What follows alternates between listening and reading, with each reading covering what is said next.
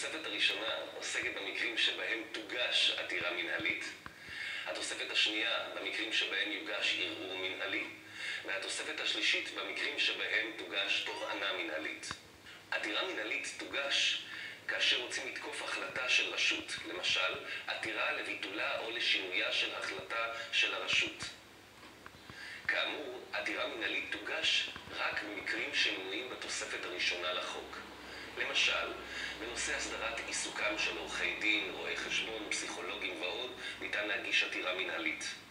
ניתן להגיש עתירה מנהלית גם לאכיפת צו מכוח חוק התכנון והבנייה. עתירות מנהליות יוגשו גם עניינם של משרתי קבע, סוהרים ושוטרים, למשל, בעניין אי קידומם של אלה, או תנאי העסקתם. עתירה מנהלית יכולה להיות מוגשת גם מכוח חוק חופש המידע, ובלבד שלא הוצאה תעודת חיסיון לטובת המדינה, כי אז תוגש העתירה לבית המשפט העליון. עתירה מנהלית יכולה להיות מוגשת גם בענייני תעבורה, לתקיפת החלטות של רשות הרישוי, וכן הלאה וכן הלאה. ישנם מספר חריגים שבהם לא תוגשנה עתירות מנהליות לבית המשפט לעניינים מנהליים, אלא יוגשו עתירות לבית המשפט הגבוה לצדק, בג"ץ. את המקרים האלה ניתן למעשה לסכם במילים שר חינוך תיקן הפקעה מחוזית. שר. תקיפת החלטות של שר או של ממשלת ישראל בכללותה תיעשה בבג"ץ. זאת למעט תקיפת החלטה של שר הפנים בנושא מנהל אוכלוסין ועובדים זרים, שהיא עדיין תיעשה בבית המשפט לעניינים מנהליים, וזאת משום שהעתירות בנושאים האלה נגד שר הפנים הן רבות ביותר, ומטרתו של החוק, חוק בתי משפט לעניינים מנהליים, הייתה למעשה להוריד את העומס מבג"ץ. לכן, אך הגיוני שהעתירות באותם נושאים שהן רבות תוגשנה עדיין לבית המשפט לעניינים מנהליים, על אף שתוקפים החלטה של שר הפנים. חינוך. החלטה בנושא חינוך בעלת תחולה ארצית או מגזרית בעניין תקצוב, תוכניות לימוד או הכשרת עובדי הוראה, וכן עניינים שנוגעים להשכלה גבוהה ותמיכות למוסדות ציבור, עתירות בכל הנושאים האלה תוגשנה לבית המשפט הגבוה לצדק. תיקן. תקיפת תקנות שהתקין שר או קריאה לשינוין או להתקנתן תיעשה בבית המשפט הגבוה לצדק. הפקעה. תקיפת חוקיותה של הפקעה תיעשה בבג"ץ. זאת להבדיל מסכסוכים בדבר פיצויים, קניין וחזקה בשל הפקעה שיושבו בבית המשפט המחוזי.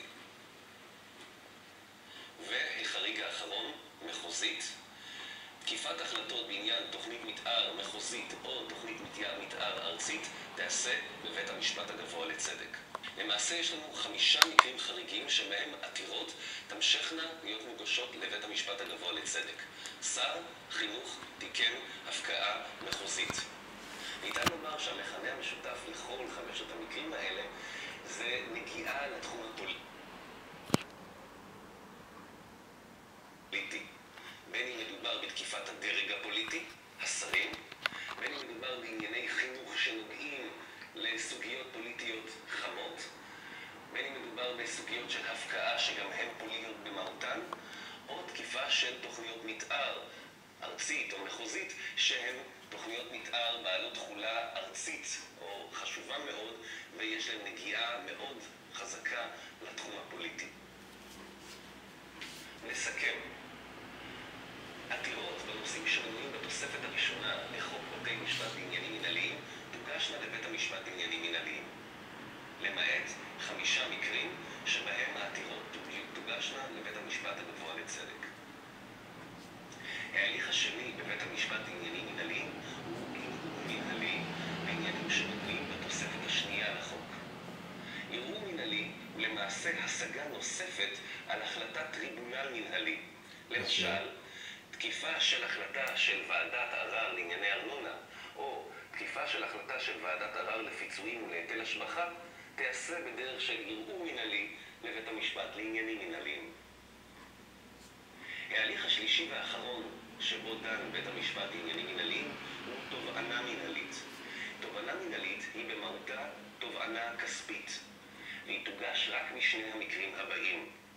הראשון, תובענה לפיצוי כספי שעילתה במכרז ציבורי, והמקרה השני הוא בקשה להכיר בתובענה אישית כתובענה ייצוגית שמוגשת נגד רשויות המדינה לפיצויים או להשבת סכומים שנגבו שלא כדין. לעומת זאת, תביעות כספיות אחרות נגד המדינה תוגשנה כאמור לבתי המשפט